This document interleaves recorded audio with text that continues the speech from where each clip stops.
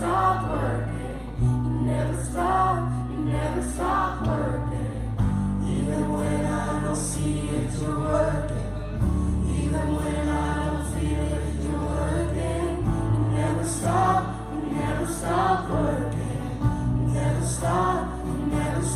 working. Hey guys, it's so good to be here with you guys today for another Morning in Generations. And if you're a guest today, I just want to welcome you in case you haven't been welcomed yet, and just welcome home. You know, I've been going to Generations for the past 8 to 9 years now, and it's just been an incredible journey just following and seeing what God's doing in my heart and doing through a lot of the people who serve here at Generations.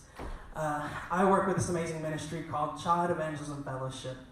And what Child Evangelism Fellowship is they're a worldwide ministry. Not just in America, but worldwide. And they go into elementary schools and intermediate schools, and they share the gospel with kids who are in pre-K to 5th grade.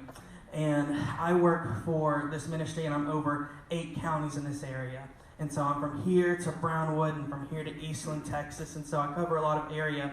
And our goal, like I said, is to go into these schools and share the gospel with these kids and hopefully change their hearts. So I kind of want to tell a little story to you guys before I start talking about this. Like I said, I've been going here for about 8 or 9 years now. But before I went here, I actually lived in the state of Florida.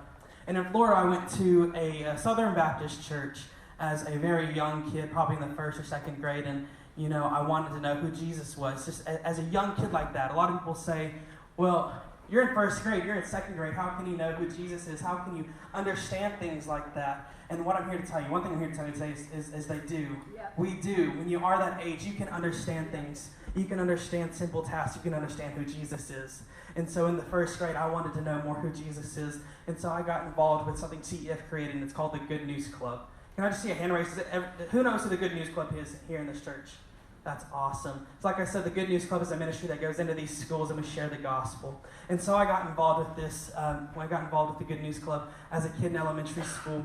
And I went in and they taught me about Jesus and his love. And not only did they teach me that, they taught me leadership skills. They taught me how to love others, how to respect others, how to show them kindness. But number one, how to share the love of Jesus Christ. And so after I did that, soon after, so in the 5th grade, I ended up moving to the great state of Texas. I like to call it the great country of Texas because it was a country at one point, but that's besides the point. And once I moved here, I met an amazing lady named Valerie, who's also here today with me, and she is my boss, and I love her so much. And she gave me the opportunities to serve this ministry, and I'll always be grateful to her for that. But I actually met her back in the 6th grade when I was wee little old 12-year-old Chris Willis. Yep, it was a fun time.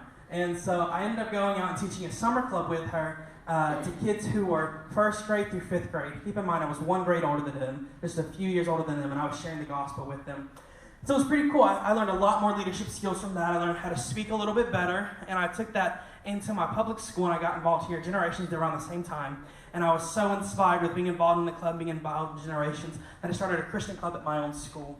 I started out with myself and 6 other kids. And we grew it to over 100 students by the end of my 6th grade year, and we were sharing the gospel. And that ministry went on to the high school, and it became Revived Student Ministries, and I held it along with my friend Abby Garcia there in the back and several other students who we co-founded it, and we led it. And we ended up sharing the gospel with thousands of students inside of a public high school, guys. That's unheard of.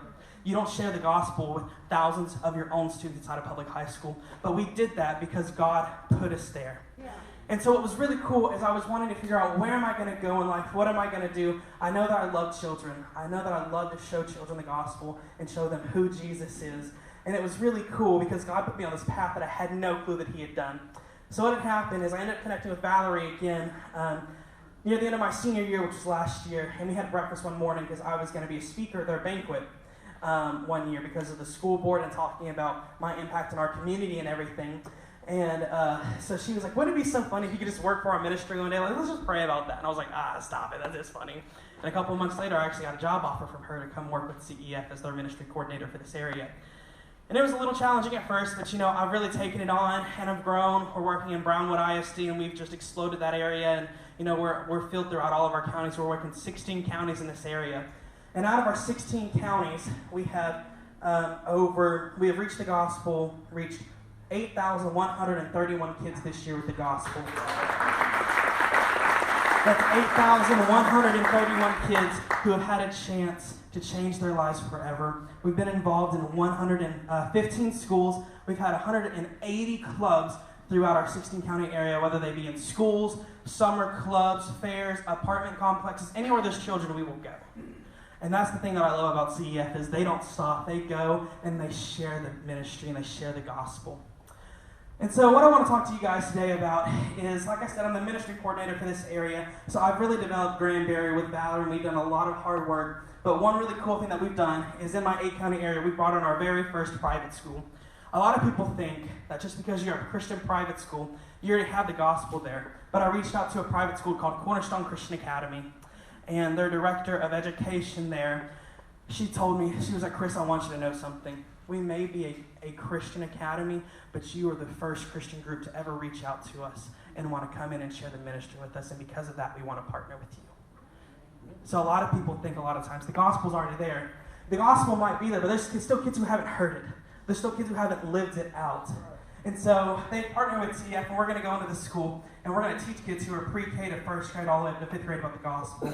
And what's really cool and why I'm talking to you guys today is because Generation Church has decided to partner with CEF and partner with Cornerstone Christian Academy in sharing the gospel to these kids. So before, I'm going to ask you guys, and before I do that, I want you to know, you may think, how can I make a difference? How can I go in? How can I talk to these students? How can I impact their lives and change their lives forever? I was once one of those kids. And there were a couple of adults who said, I'm going to give 1 hour of my week to go in and share the gospel with Chris Willis, and I'm going to see what happens in his life. And because just a few adults did that, I'm where I am today. I'm serving in this church. I've shared the gospel with thousands of students. I now serve over all the schools in our district of being on the board because some people believed in me. And so today I want to ask you, as we go into these schools, I want to ask you, can you take that step forward? Pray about it. Please pray about it. Do you want to take that step forward? Do you want to help kids hear the gospel? So how it works is we go into this school, and it'll be every Tuesday. I'll give you the dates, and we'll have the dates out there for you, too, if you want to stop by our table in the foyer. So the dates are March 3rd through the 31st and April 7th through May 12th. I know this doesn't work for a lot of people because the club time starts at 3:50 and ends at 5, but if you're retired, you still have a voice. You still have a way to pour into kids. So I want to encourage you, sign up with us. Come share the gospel with these kids. All it takes is for you to minister to one kid, and he could be the person that changes this world. You could be stopping someone who could be so evil and turning them to be so good. So I want to encourage you guys with that today, and I just want to say, take a moment, pray about it. If you can't, it's okay. It's fine. But if you can, we need you, and especially men who are out there.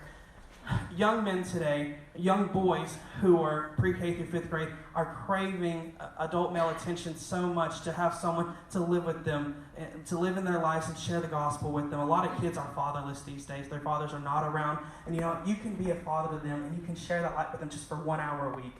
And so I want to encourage you guys, as you go out today, we'll be out there in the foyer sitting at the table, and if you want to come, just pray about it and let us know. Sign up. If you can't make it, it's okay. We'll call you and we'll talk to you.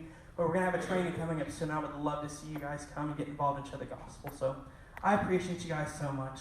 Thank you.